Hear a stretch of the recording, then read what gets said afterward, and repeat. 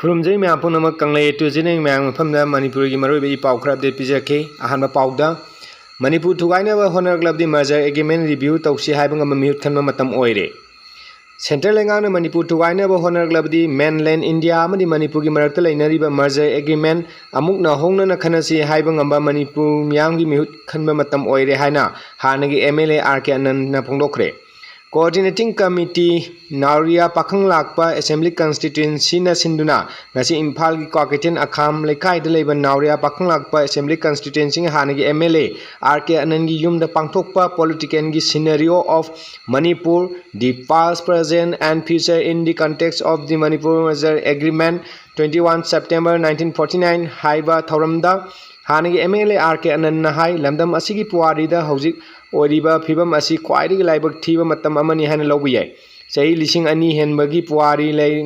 लेजरकलबा लमदम असि हौजिक करी थोलबगे हाइबा तमंगमदबगी फिबमदा लैरी लमदम असिगी फुरु कंजनबा ngasiगी खना नैने थौरम असि पांथोकपनि हाइना सुमाना फोंदोके मणिपुरदा कांगलोन कायना चंगलकिबा इलीगल इमिग्रेंट सिंगना मैतेदा अतमनन ओनसिलदगा मिहार मिपुन अमदि युम मै थाबगी थौरम चथरकपा इसागी इरमदमदा मैतेसिना नेशनल हाईवे दा चटपा याहनद्रगा बफर जोन थमजिनदुना लेंगाकी माइकेदगी सु एक्सटेंड तौरबा मतुंगदा नेशनल हाईवे दा अथिंगबा हंदोकनी हाइना कुकी सिंगना चथरकपा थौंगदा बीजेपी की लेंगाकना तुमिना येंगदुना लेबगी मरम करिनो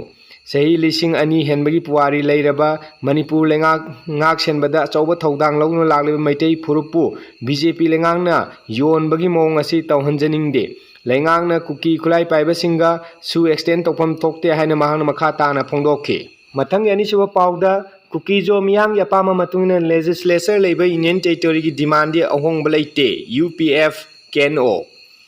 सेंटर का सस्पेंशन ऑफ ऑपरेशन सु एग्रीमेंट खुयेक पिनरबसु कुकी जो मियाम यापामा मतुंगना लेजिस्लेचर लेबा यूनियन टेरिटोरी की डिमांड दि अहोंगबा लेते हाइना लालालुक यूपीएफ अमसुंग कैनो ना फोंदोरगले सेंटर मणिपुर लेंगांगना सु एग्रीमेंट खुयेक पिनकिबा कुकी लालोंगलुप यूनाइटेड पीपल्स फ्रंट अमसुंग कुकी नेशनल ऑर्गेनाइजेशन कैनओगा पुन्ना थादोरकिबा चेरोल असिना हारिबदि इंडिया constitution की मखादा यानरबा political settlement ना पुरंगनबा लंबी यारपोइना खुयेक पिनकिबा सु एग्रीमेंट की मतुंगिना मोंग मरिन नाइबा अमसुंग अकन मतमंगी मनुंगदा नाखल अहुंगी ओबा वारी साननबगी चपचाबा फिरेप लई हाइरि मथंगी अहुम सुबा पाउदा कुकी नार्को-terrorist सिंगा सु extend तौखिबी थोंग याबा ngamloi COCOMI Chin Kuki Narco-terrorist group singna suspension of operation SoO extend tawbagi thong yaba ngamloi haina coordinating committee on Manipur integrity COCOMI na phongdongle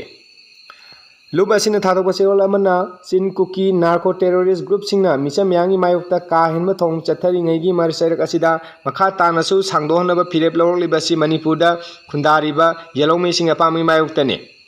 India government local libe miyam ge mayokta leiba thorang asi COCOMI ni abang ngamloi kumja lising ani kulumdogi mas tara da matamadugi popular government ki cabinet mifamna state asida su sana handana warib lobo leikrabani housing leiriba president rule lengana delhi dagi haplakpa authority na miyang apam khangbang amdabagi mami sauna tai su sangdona ba phireb lawrokiba asimak manipur miyam ge apam mayokta nem sung su gi marumda Chin Kuki Narco-terrorist singbu sak khangbagi thongni haina lokhom toi Umjali singani manga amasung 2008 tasu su sanaba hokiba matam adudagi khulai matik chana paiba Kuki Narco-terrorist singbo agreement asina ngalu pino lagli miyangi democratic oiba wakhlon singbuna nathaino thambagi mong amma mayek sengna uba pangli hanu jicherol sem phongdogli Manipur thugaina bo honargliba narco-terrorist sta singda khudongsa pibagi mongda sathargliba tawng asi malengi miyamna khangkiba tholabdi India lengana lamdam asigi yellow missing kanabagi matang kari karamba thorang lokalabagi haibo wahang ama soidana hanglakani yellow mi oriba maitai lising kayana mayumda hanjinba ngamdana relief camp singda sangjapam lawdun lairingai cherak asida su extend torokpa maram cha dehana su seron se makhatana phongdorgagle hayeng tang 8 tha 2025 nomaijing numiki oiba nongdam khongi matangda rasipong matang mayamna khanganjake Mes rasi goina miga ningai sangdanaba kok chanadaba amana ngangba amana tadaba matam oiri bise lan tummangba yaba khudong thiba thokdok thoktanaba section ba phai mitun miyamna sakhang maikhang biba mingchet phangba matam oi karkat lan tum lep chaba oja guru na sanbiba matamni singha pungning wakal hakchang phagat chaba matam oi nungaiba pau ta gani kaina पोटमांग चैमांग तौबा मरुप मपांग कायनबा पीरी तुला थबक तौबदा माई पाक्तबा लन थुम चटपा पीरी basic lump तू कोइबा फंगजबा फिराल ममाई सुंबा मतमनी धनु लन थुम लेपचबा ngamba वाखल तोकपा मतमनी मकर तुरई Irai चेनबा cell कायना चटपा तानफमनी Kumbha अंगम अथौसिंगी टेंगबांग फंगजबा मरु मपांगसिंगना नुंसिबिमा मतमनी मीना अनिंग थबक पांगथोकपा थबक तौनबा तौबा होनजबदा कानजबा ओइगनी हाइरी लोइनना राशि पोल असि पाजखरबा मतुंग ngasi नोमगी मरुइबा मणिपुरी पाउ पिजबा मतंग असि लोसिनजरगी मैम चैनल सु नुंसिबिना लाइक शेयर अमदि सब्सक्राइब तौसनबियो हाइनुसु नोलुंग नुंसिंजरी थैंक यू ऑल।